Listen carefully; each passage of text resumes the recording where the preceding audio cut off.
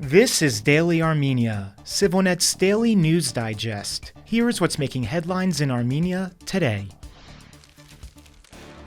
Azerbaijan's Foreign Minister Ceyhun Bayramov refused to attend a meeting with his Armenian counterpart Ararat Mirzoyan to be facilitated by U.S. Secretary of State Antony Blinken in Malta yesterday, as reported by the Azerbaijani news agency APA.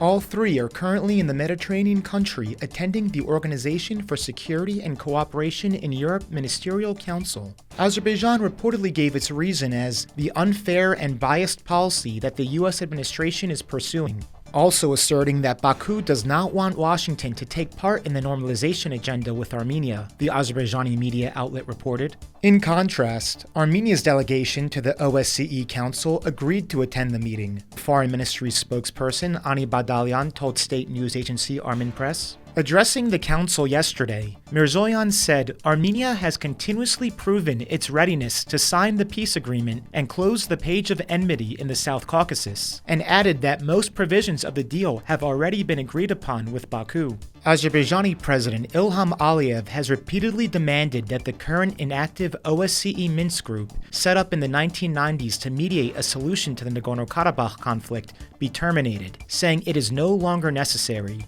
Armenia, however, has so far not agreed. Blinken last met with Mirzoyan and Bayramov in September at the UN General Assembly, after which they pledged to continue working toward a normalization deal, but did not provide any specific steps. The top defense officials from Armenia and the United States met yesterday at the Pentagon to discuss their country's strategic relationship, described as the first such meeting in 2 decades.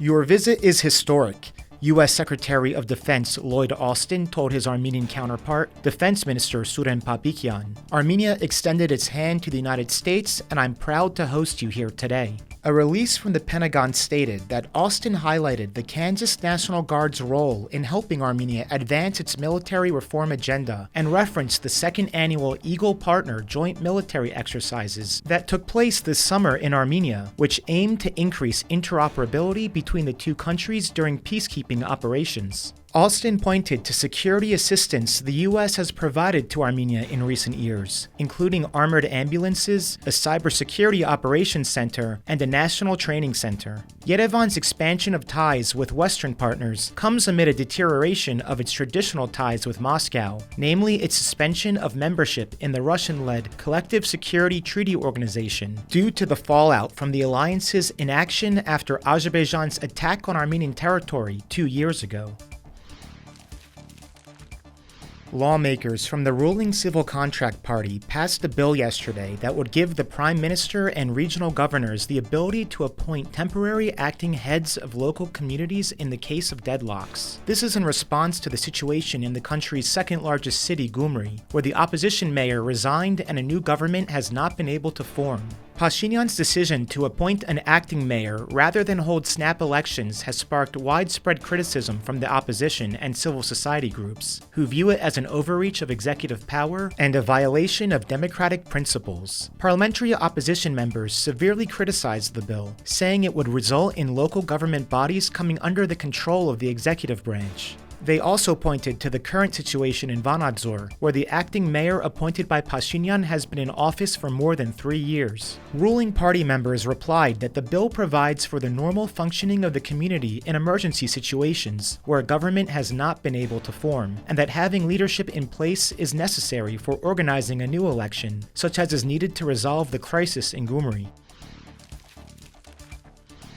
Check out our new article on a historic address this week to the Assembly of State Parties at the International Criminal Court in The Hague by Dr. Sarah Babayan of the Center for Truth and Justice. CFTJ has extensively documented Azerbaijani war crimes against Armenians in recent years, and has called on member states to hold Aliyev accountable. You can find a link in the video description.